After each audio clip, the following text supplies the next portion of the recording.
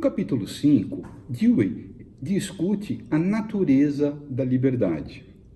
Neste capítulo, ele afirma que a única liberdade de importância duradoura é a liberdade de inteligência, isto é, a liberdade de observação e de julgamento com respeito a propósitos intrinsecamente válidos e significativos. A partir dessa definição, ele contrapõe como erro comum a identificação da liberdade como liberdade de movimento, isto é, com o lado físico e exterior de alguma atividade. É um erro, até porque este lado exterior e físico da atividade não pode ser separado de seu lado interno, isto é, da liberdade de pensar, desejar e decidir. No contexto da escola, Dewey associa os arranjos rígidos da típica sala de aula tradicional, com as suas fileiras de cadeiras e a arregimentação militar dos alunos, que limitam o movimento com a restrição à liberdade intelectual e moral, também imposta pela escola tradicional. Para ele, ao considerar o clima de liberdade, é claro que, para criar oportunidades de crescimento das individualidades, essas limitações devem ser afastadas, pois apenas com o reconhecimento e autocontrole da liberdade individual é que criam-se possibilidades para um crescimento normal, genuíno e continuado. Porém, Dewey reconhece que o grau maior de liberdade de movimentos exteriores é um meio, não um fim. E ainda que se consiga a mudança no clima da liberdade, deve-se concentrar no que foi feito com ela, isto é, para que serve e quais consequências trazem.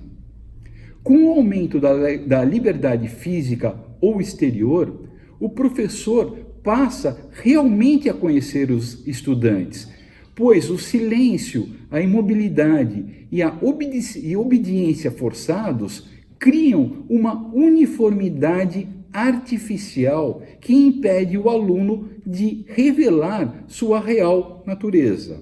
Dewey ressalta que parecer se antepõe a ser. E a aparência exterior de atenção e obediência faz com que passem desapercebidos os pensamentos, imaginações, desejos e até mesmo as atividades furtivas. De certa maneira, limita-se a indocilidade ou rebeldia, mas limita-se também, mais seriamente, a capacidade de empatia e de compreensão sobre o que realmente os alunos estão aprendendo. Para Dewey, sem essa compreensão da individualidade do aluno, só por acidente conseguirá o mestre que as matérias de estudo e os métodos de instrução usados se integrem no aluno de modo a efetivamente dirigir-lhe o desenvolvimento da mente e do caráter.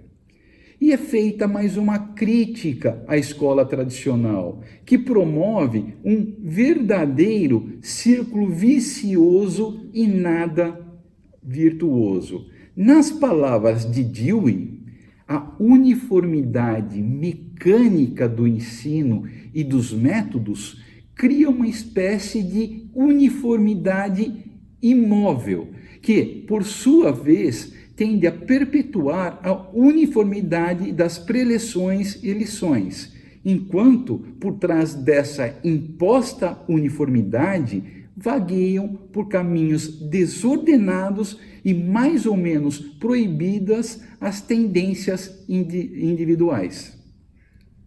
Além disso, diante dos métodos tradicionais que permeiam a passividade e o espírito de obediência, Dewey indica que uma maior liberdade favorece as condições do verdadeiro processo de aprendizagem.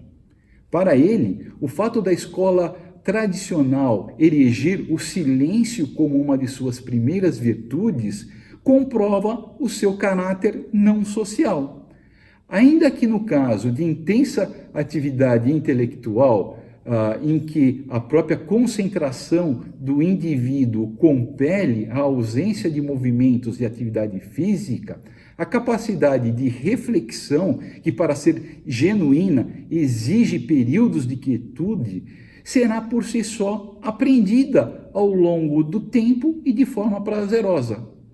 Até porque, para que esses períodos de reflexão sejam internalizados, é necessário que tais períodos sejam breves, sucedam a períodos de ação e sejam utilizados para organizar o que se aprendeu nos períodos de atividade, em que as mãos e os outros partes do corpo, além do cérebro, estiveram em exercício. Remetendo-se à cultura grega, que valorizava as relações entre o corpo são e a mente sã, Dewey aponta que a liberdade de movimento é também importante como meio de manter a saúde física e mental.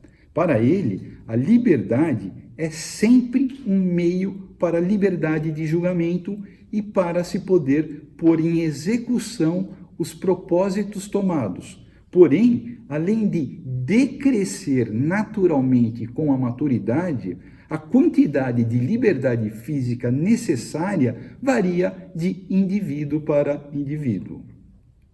Portanto, para Dewey, faz parte das reflexões do educador se ocupar com a quantidade e qualidade desse tipo de atividade em todas as fases de desenvolvimento do educando para que o crescimento seja normal, mas jamais como um fim em si mesma. Ou seja, a liberdade de restrição, que pode ser vista como um lado negativo, deve ser valorizada somente como meio para o desenvolvimento da liberdade, sendo função do educador poder selecionar e ordenar os meios para levar os fins escolhidos a um bom fim. Segundo as exatas palavras de Dewey, impulsos e desejos naturais constituem, em qualquer caso, o ponto de partida, mas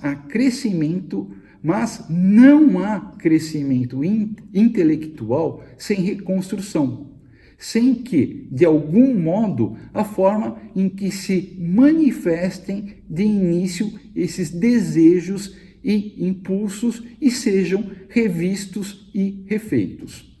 Para ele, reanalisando a exatidão psicológica da frase pare e pense, a revisão ou reelaboração intelectual envolve a inibição dos impulsos e desejos naturais, mas deve ser fruto da reflexão e do julgamento do próprio indivíduo, e não por imposição externa.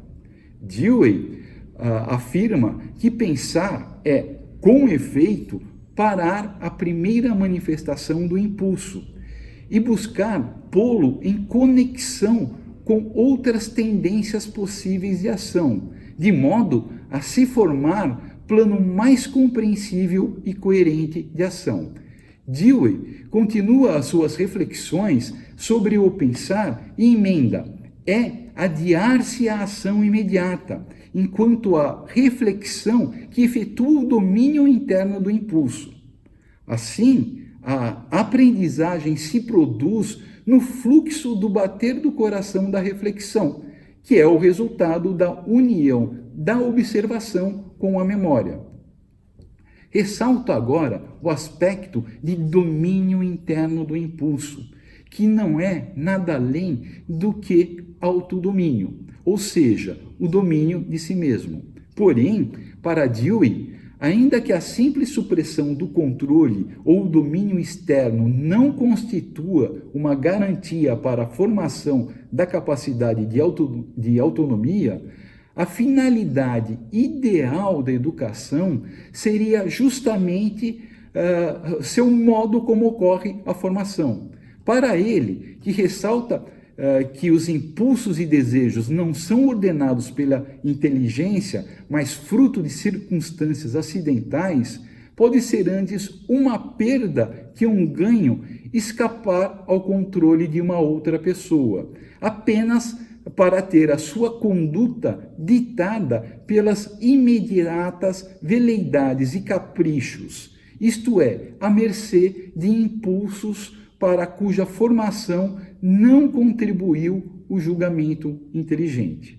Desse modo, a pessoa na realidade estaria sendo dirigida por forças sobre as quais não tem controle, ou seja, realmente a formação e o desenvolvimento do autodomínio devem ser a finalidade da educação, até para não sermos levados por nossos próprios impulsos e paixões.